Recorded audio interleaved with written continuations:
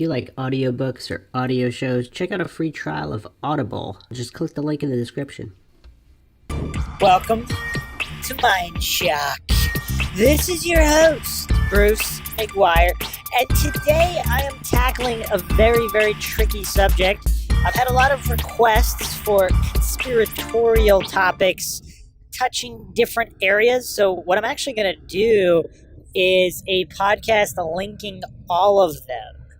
And then if there are further requests for specificity, I will go down all those other rabbit holes individually. This episode will be about threatening the foundation. The foundation I am referring to is, of course, the foundation of society itself. And what kind of threats are imposing and encroaching on society and the function of humanity in its current state and how long it has been going on. So there's a lot of rabbit holes to go down here. As always, if you enjoyed the podcast, you can donate to our PayPal. Just check the link in the description. Make sure you subscribe to the channel, hit the bell for notifications. If you like the podcast, hit the like button. Share it across social media platforms, of which you can find us on Twitter, Facebook, Reddit, and Patreon. Patrons do get priority for case topic, logical analysis, co-podcaster requests. You can also be a guest on the podcast depending on your tier. Questions, comments, theories, thoughts, suggestions, rebuttals, debunkings of any kind, leave them in the comment section.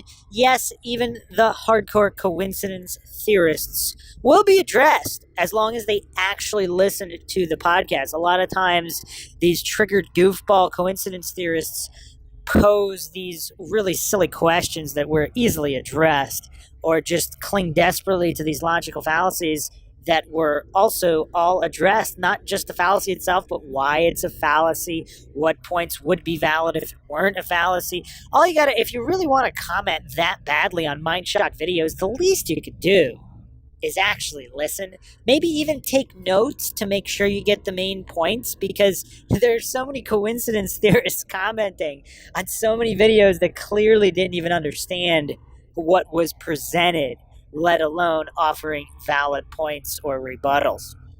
So let's jump in right here.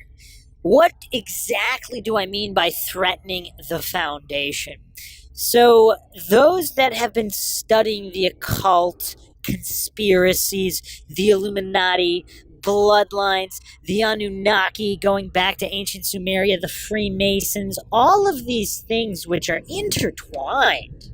And that's a thing coincidence theorists have a lot of trouble with, because they write off all of these connections as mere coincidences, because obviously it does take a certain amount of mental strength, particularly if you're severely indoctrinated. To overcome that indoctrination is very, very difficult. But conspiracy theorists, aka critical thinkers, basically have done just that to at least a certain extent, in order to be able to be objective and neutral in examining a lot of these connections.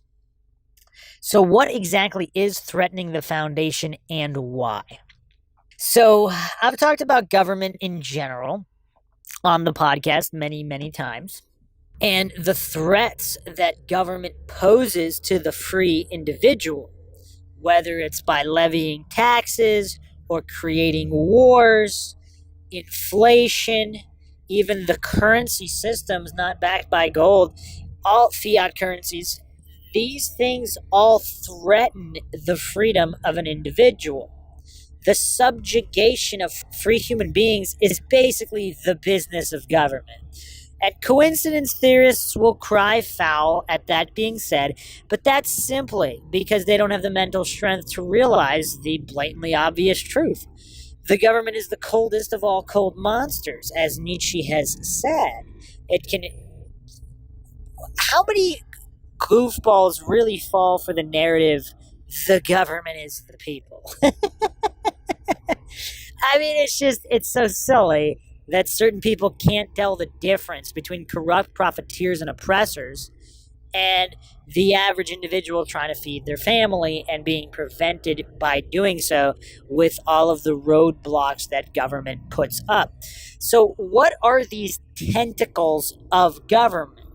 Now, people familiar with conspiracies in general the Vatican, the Council of Foreign Relations, the Jesuits, the Bilderberg Group, the Illuminati, all of these different groups. There's many different theories on whether or not they're under the same single umbrella, or if there's some theories even posit that some of them are rival factions. We're not going to be going down those particular rabbit holes, but we are going to be taking a look at how society has been engineered in the first place. Now, decade by decade, would a logical individual say that the average human is more or less free today than 10 years ago in so-called first world and or developed countries? Or have there been so many regulations and roadblocks, licensing, fees, taxes, inflation levied many times over in comparison to previous decades? Is that all part of the design? Is that all part of the grand plan that has been in place for a very, very long time? I will not be going into the mud flood conspiracy theories in this podcast, although if you want to check that out, we do cover that on the Altered History series, where we delve into mud flood and the very nature of history itself. Of course, Victor's right, the history books. But not that I'm not saying any of that is true or untrue. I don't say anything is true or untrue. This is mind shock, where the only thing we know for sure is that we don't know anything for sure. But regardless of if there was a mud flood or not, and history was covered up or not, that would be, we'd be going back around 150 years and beyond. Some people say even 100 or possibly less. But I'll just be taking a look at the previous couple of decades. And are these so-called forces that have been at play influencing society, the tentacles of the powers that be, that creep into every aspect of everybody's lives? Do they threaten the very foundation of society? Let's look at coronavirus. Whether the pandemic is real or not, if it's real, was it engineered or not? But look at the effect it has had on the world. We had major events other than, what do we have in the previous several decades? We have the coronavirus. We have 9/11, which of course launched all of this, for lack of a better word, negativity, this toxic energy that has encompassed our realm of existence pretty severely. If you look at just the energy of the world pre 9/11 and post 9/11, there's a lot of different energy. And are we going to be seeing the same thing with the coronavirus? Will things never be the same again? As the corrupt profiteers and societal engineers have been ramming down everybody's throats the new normal, obviously, logical, reasonable individuals aren't playing that game, particularly when the virus has over 99% survival rate. I mean, I'm not going to go into the nitty gritty of everything that entails. You can check out the MINDSHOCK Coronavirus podcast. We go over the science relating to coronavirus, the politics related to coronavirus, and all of those things on those episodes. But in general, is it merely a device to continue to shake the foundations of society in order to transform it into something else, something far more sinister, something far more restrictive, where the illusion of safety is sold to the masses in order to usher in a more totalitarian police state, a one-world government, the Great Reset per se, as it's now the current lingo that's fashionable, is the Great Reset. In the past, it was the New World Order. And does that get everybody under the boot of so-called authorities that much quicker? Does that weed out the dissenters who refuse to comply? When you indoctrinate a population so severely, like we have seen through the corrupt media, the obviously corrupt media, where these official coincidence theorist narrative that shut down all logic and reason, and now we're even seeing censoring, modern day book burning, basically, when people are being erased from the internet, deplatformed, however you want to call it, where this culture, this PC censoring culture, is becoming normalized, which always happens before grand catastrophes, before genocides, before extreme war and poverty and the destabilization of society. History has many lessons to teach, but the coincidence theorists, those that cling desperately to their perceived authorities, those hopelessly indoctrinated into this cult of state and authority worship, there's just nothing going on upstairs. No logic, no reason, no learning from history of any kind. I really don't know why it's that difficult. This isn't rocket science. This is all obvious to any critical thinker, aka conspiracy theorist. But to coincidence theorists, they just write it off as mere coincidence every single time. And that's basically, in our modern era, that's what enables evil to continue and the subjugation of humans as a whole. You have all these distractions with elections and divide and conquer strategies that are extremely old, and yet the masses keep falling for them time and time again. So what else threatens this foundation? Well, a lot of it is, of course, the media. We have these topics being manufactured and injected into mainstream thought. Like, we could do toxic masculinity. Of course, toxic femininity will not be discussed, but toxic masculinity, of course, something that barely even exists. Now, I'm not denying that it exists. Of course, there's a certain percentage of that, just like there's a certain percentage of toxic femininity. But it's more of a non-issue, as all of these other distraction issues are thrown to the masses to fight over. Which, again, I address some of them just for the purpose of developing logic and reason as logical exercises. They can be discussed, but as a whole, they're really distracting from bigger picture issues like the subjugation of all. While Democrats and Republicans argue with each other, while men and women argue with each other, while all of these groups are divided to be more easily conquered, mask wearers versus non-mask wearers. Pro-scientism people versus pro-science people. You have a lot of strategies being put into place to divide and conquer, to maintain this negative energy that has been in place for at least 2 decades now, that has been growing exponentially. Who's paying attention? Who's noticing?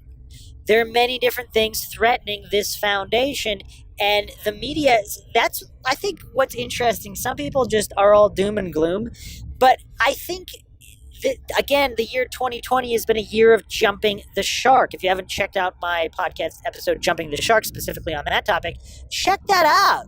Because 2020 has really, the idiot box has been known as the idiot box for a very long time. Mark Twain allegedly once said, if you don't read the newspaper, you're uninformed. If you read the newspaper, you're misinformed. So the idea that the corrupt profiteers and corrupt governments would lie to their people with intentional misinfo, this is not a new idea. These are basics. For whatever reason, the coincidence theorists, they're just too mentally weak to even consider these notions, but they're very, very obvious, and they've been very, very obvious for a long time.